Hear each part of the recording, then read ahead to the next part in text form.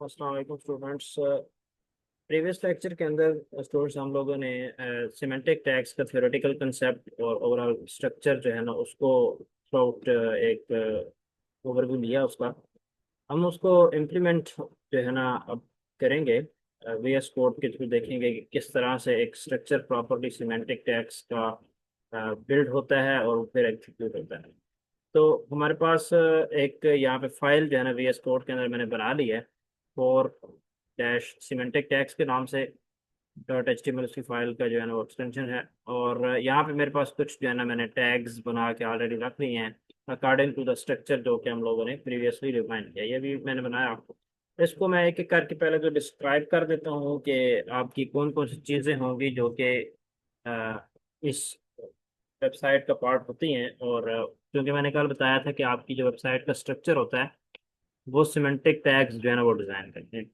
तो practically implement वो कैसे होता है, कल मैंने आपको बताया था कि सबसे पहले आपकी जो बॉडी होती है उसके अंदर हेडर का टैग होता है। तो यहाँ पे आपको मैं थोड़ा सा स्पेसिफाई करके बताऊंगा कि यहाँ पे ये हेडर का टैग है। अब यहाँ पे मैंने स्टार्ट वाले टैग के ऊपर क्लिक किया है तो नीचे जो इसका क्लोजिंग टैग है ना वो ऑटोमेटिकली यहाँ पे शो हो गया। यानी यहाँ से लेकर यहाँ तक आपका एक हेडर का टैग है। और इस टैग के अंदर ये आपका बिल्कुल टॉप वाला टैग होता है। आपकी वेबसाइट में सबसे पहले जो चीज़ नज़र आती है वो आपका हेडर नज़र आता है, यानी वेबसाइट का आपका नाम होता है। ये एक डमी से टेक्स्ट है। इसको ओवरऑल स्ट्रक्चर जो है ना आप तक कन्वे करने के लिए जो है ना इस तरह से एग्जाम्पल बनाई गई है। अदरवाइज इसका जो है ना एक बहुत ब्रॉडर लेवल पे जाके बहुत सारी इसके अंदर सेटिंग्स होती हैं और हम लोग स्टाइलिंग वगैरह अप्लाई करते हैं और बॉर्डर्स वगैरह होते हैं, कलर्स होते हैं, अरेंजमेंट्स होती हैं डिफरेंट चीज़ों की। और डिफरेंट तरह की स्टाइलिंग अप्लाई करने के बाद जो है ना इसको हम प्रैक्टिकली जो है ना सिमेंटिक टैग्स को प्रॉपरली इंप्लीमेंट कर पाते हैं। लेकिन जनरल स्ट्रक्चर इसको समझने के लिए जो है ना आपके बेसिक के तौर पर याद होना ज़रूरी है कि हेडर का टैग जो होगा वो सबसे पहले आपकी बॉडी के अंदर इस्तेमाल होगा। और हेडर के टैग के अंदर आप कुछ भी लिख सकते हैं। अब देखें हेडर के टैग के अंदर एक तो आपको लेवल्स का पता होना चाहिए कि अब हेडर के टैग के अंदर जो है ना यहाँ पे H1 का टैग है और मैं H1 पे क्लिक कर रहा हूँ तो आपको यहाँ पे क्लियरली विजिबल है कि H1 का टैग इसी लाइन में ही एंड हो रहा है। और मैंने कल बताया था कि जो आपका टैग बाद में स्टार्ट होगा वो पहले आप जो होगा वो एंड होगा।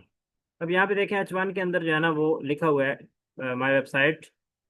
तो क्या आपकी वेबसाइट का नाम होगा इस तरह शो होगा। आप कोई भी वेबसाइट का नाम लिख सकते हैं। सपोज कर लेते हैं कि हम यहाँ पे चेंज कर लेते हैं और हम लोग एप्टीट्यूड बूस्टर्स के नाम से जो है ना इसका नाम लिख लेते हैं।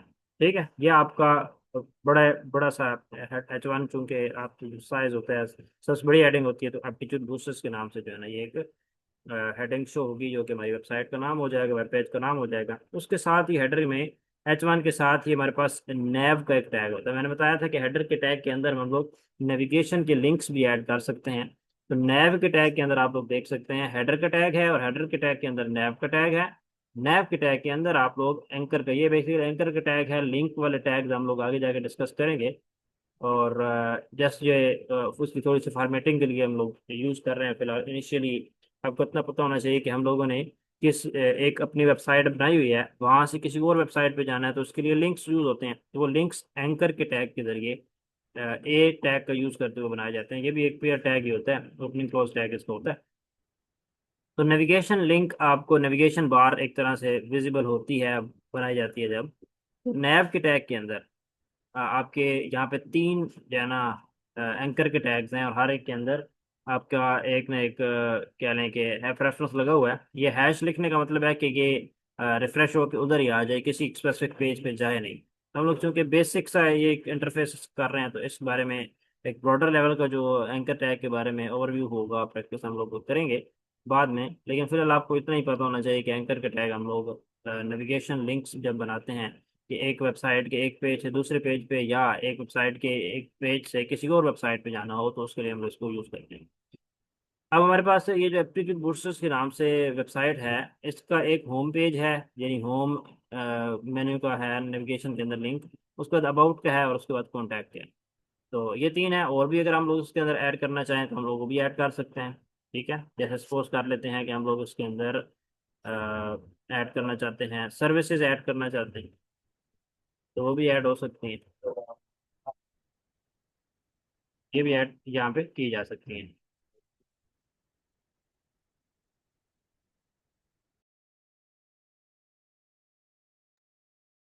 ओके, तो ये हमारा जो है ना हेडर का टैग यहाँ तक ये क्लोज हो जाता है। इसको हम लोग प्रीव्यू करके देख लेते हैं कि हमारा वेबसाइट के अंदर अगर हम इसको ओपन करें तो वो किस तरह से नजर आएगा। तो वेबसाइट हम ओपन करते हैं। ये आपको यहाँ पे विजिबल है कि इसको ओवरऑल अगर देखा जाए तो वेबसाइट पे किस तरह का इंटरफेस होगा। तो ये हेडर वन लगाया हम लोगों ने। अब यहाँ पे हम रिफ्रेश करते हैं तो न्यू चीज़ें जो है ना वो उस पर अप्लाई हो जाएंगी। यहाँ पे एक चीज़ और ऐड कर लेते हैं। यहाँ पे भी इसको इस तरह से एक लाइन सी लगा लेंगे अपनी आसानी के लिए। उसके बाद यहाँ पे देखें ज़रा, इसको जब रिफ्रेश किया जाएगा तो ये अप्लाई हो जाएगा। अभी ये जो है ना H1, ये आपकी वेबसाइट का हेडर के अंदर ये H1 की वजह से लगा हुआ है, ये आपका हेडर है। ये भी हेडर का पार्ट है और ये जो लिंक्स लगे हुए हैं ये भी हेडर का पार्ट ही है। हाँ, इतना ज़रूर है कि आपके हेडर के अंदर ये जो दोनों चीज़ें इकट्ठी उसका पार्ट हैं, तो उसके अंदर H1 के अंदर ये लिखा हुआ है एप्टीट्यूड बूस्टर्स, और नैव के टैग के अंदर जो है ना आपका ये तीन लिंक्स लगे हुए हैं। ठीक है, नैव के टैग के अंदर ये तीन लिंक्स हैं जो कि आपके नेविगेशन लिंक्स को शो करें। हम लोग इसको क्लिक करें, जस्ट रिफ्रेश होकर वापस आएंगे कहीं और जो है ना ये हमारी वेबसाइट में लेकर नहीं जाएगी। उस वजह यह है कि हम लोगों ने यहाँ पे हैश यूज़ किया। तो ये हमारा था हम क्या लें कि नेविगेशन मेन्यू। ठीक है, ये नेविगेशन बार हम कह सकते हैं। उसके बाद हम नेक्स्ट पे आ जाते हैं। नेक्स्ट हमारा जो पार्ट है, सेक्शन है ना, वो टैग क्या लें, सिमेंटिक टैग, वो है मेन का। अब मेन को अगर देखें तो ये मेन यहाँ से स्टार्ट हो रहा है और यहाँ पे आके एंड हो रहा है। अब इसके लिए सिंपल सिंपल सा रूल है कि आपको पता है कि मेन सेक्शन के अंदर दो चीज़ें यूज होती हैं मेन के अंदर या मेन टैग के अंदर। एक सेक्शन का टैग यूज होता है और एक असाइड का टैग यूज होता है। ठीक है, ये देखें, सेक्शन और असाइड दोनों बराबर स्टेज पे हैं, लेवल्स उनका सेम है, और मेन जो है, मेन और हेडर बराबर सेक्शन पे हैं। ठीक है, आप लोग यहाँ पे देख रहे हैं कि अगर हम लोग हेडर को देखें, हेडर वाली जो लाइन है और मेन वाली जो लाइन है, मेन सेक्शन वाली, ये सेम स्टेज पे हैं, ये सेम लेवल पे हैं, इक्वल हैं, एडजेसेंट हैं। एडजेसेंट टैग्स इनको कहा जाता है। आगे जाके हम लोग इनको सिबलिंग्स का एक कंसेप्ट यूज करेंगे तो उसके अंदर आपको ज़्यादा अच्छी समझ आएगी ये चीज़ किस तरह से जो है ना वो हम लोग कंसिडर करते हैं मुख्तलिफ चीज़ों के अंदर। तो हमारे पास मेन सेक्शन और हेड सेक्शन एडजेसेंट हैं। अब इसके अंदर मेन के अंदर हमारे पास सेक्शन का टैग है और असाइड का टैग है। ये दोनों सेक्शन और असाइड का टैग जो है ये एडजेसेंट टैग है। अब सेक्शन के टैग के अंदर मजीद आगे चले जाएं तो इसके अंदर एक H2 का, यानी हमारी हेडिंग है, सेकंड लेवल की हेडिंग है। और इसके अंदर लेटेस्ट आर्टिकल्स हैं हमारे पास। और सेक्शन के अंदर आपको पता है कि हम लोग सेक्शन के अंदर आर्टिकल्स लिखते हैं, मल्टीपल आर्टिकल्स आप कह सकते हैं। और आर्टिकल्स क्या होते हैं, किसी भी चीज़ के बारे में आप लोग अपना जो है ना एक ओवरव्यू देते हैं या अपना कमेंट उसके अंदर पास करते हैं, अपनी थॉट्स उसके अंदर लिख देते हैं। तो हमारे पास बेसिकली इस सेक्शन के अंदर तीन आर्टिकल लिखे हुए हैं जिनकी जो है ना वो एक मेन, ये H2 इनका जो है ना आर्टिकल्स की मेन हेडिंग है जो कि बता रहा है कि यहाँ से आर्टिकल स्टार्ट होंगे। अगर मैं आपको यहाँ से दिखाऊं तो ये जो लेटेस्ट आर्टिकल लिखा हुआ है ये H2 के टैग के अंदर है जो कि आपके मेन का पार्ट है।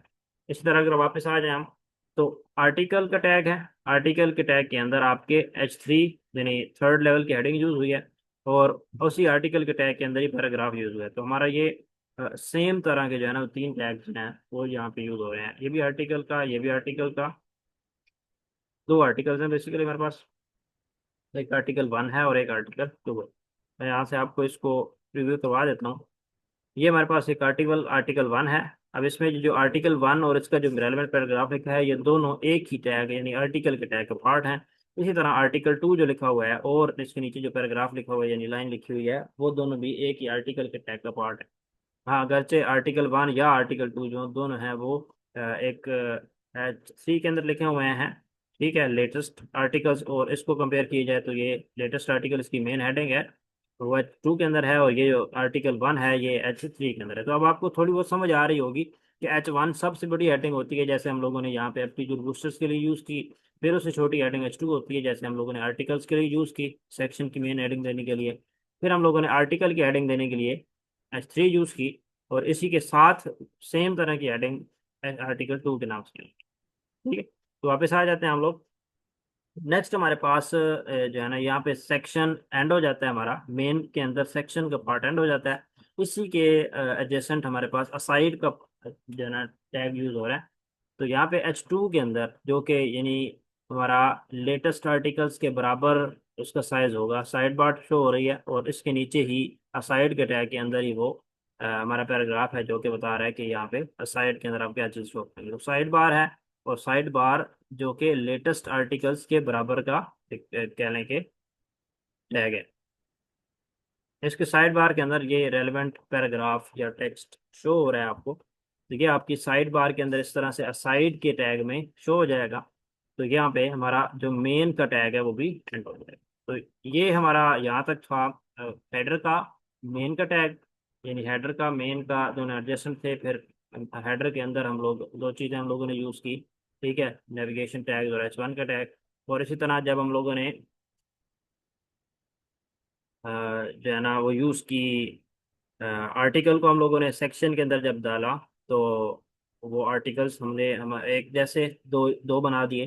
फिर असाइड का बेसिकली जो टैग है वो मैं रिपीट कर देता हूँ कि असाइड का टैग भी सेक्शन के एडजेसेंट ही टैग हो, यानी जैसे सेक्शन का टैग है इसी तरह से आपका असाइड का टैग होगा। ये बिल्कुल सेक्शन के बराबर होगा, एडजेसेंट होगा। और इसके अंदर हम लोग अपनी मर्जी से कुछ भी लिख सकते हैं। वैसे साइड बार हम लोग लिख सकते हैं, असाइड लिख सकते हैं, इंपॉर्टेंट लिंक्स लिख सकते हैं, ठीक है, समथिंग एनीथिंग एल्स, जो कि आप लोग वहाँ स्लाइड्स के अंदर देखेंगे कि किस किस पर्पस के लिए असाइड का टैग यूज होता है। वहाँ पे मैं आपको प्रीवियस लेक्चर के अंदर प्रॉपरली करवा चुका हूँ। मैं लिंक अटैच कर दूंगा साथ इसके, तो आप लोग उसको विजिट करके भी देख सकते हैं इसको थ्योरेटिकल सेक्शन को। अच्छा जी, तो ये आपका मेन का टैग होगा। और मेन के टैग के बाद लास्ट वाला जो टैग होता है वो हमारा फुटर का टैग होता है।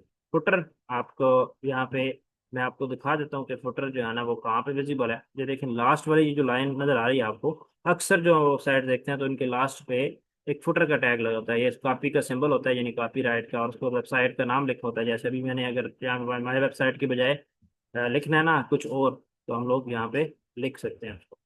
जैसे मैं यहाँ पे लिखता हूँ एप्टीट्यूड बूस्टर्स,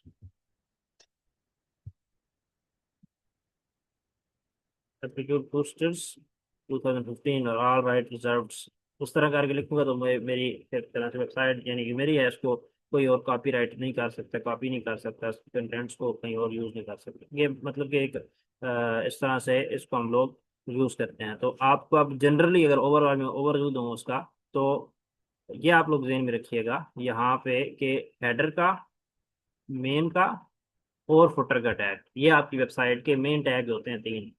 हेडर के अंदर आपके मेन हेडिंग आ जाती है, वेबसाइट का नाम आ जाता है, और लिंक्स जो भी हैं वो आ जाते हैं, नेविगेशन नहीं आ जाती है। फिर मेन के सेक्शन के अंदर यानी मेन के टैग के अंदर आपकी हेडर और फुटर के दरमियान जितना भी कंटेंट है वो सारा का सारा आपके मेन के टैग के अंदर आता है। फिर आप लोग सेक्शन और असाइड चीज़ बनाते हैं, यानी मेन के अंदर भी जो मोस्ट इंपॉर्टेंट चीज़ें होंगी वो सेक्शंस में आ जाएंगी, और जो थोड़ी सी अनइम्पोर्टेंट चीज़ें होंगी तो वो आप लोग साइड असाइड के टैग में यूज करेंगे। हाँ, लेकिन वो मेन होंगी, मेन के अंदर ही पुट होंगी। फिर आप लोग लास्ट पे जब फुटर यूज कर रहे होंगे, जब आप लोगों ने रेलिवेंट सोशल मीडिया के लिंक्स देने हैं, या आप लोगों ने अपनी ही वेबसाइट के डिफरेंट पेजेस के लिंक देने हैं, अपनी वेबसाइट के बारे में कुछ अबाउट सेक्शन में लिख देना है, या नीचे कुछ फुटर के अंदर कुछ न कुछ इंफॉर्मेशन देनी है, तो कॉपीराइट के बारे में कुछ इंफॉर्मेशन देनी है, तो ये चीज़ें आप लोग फिर उस लेवल पे जाके यूज कर सकते हैं। So this was all about semantic tags in HTML that give us the general structure, interface, or infrastructure of the website. And that's all from the semantic tags. Uh, Now, the next video will meet with some new topic and with some new concepts. Till then, Allah Hafiz.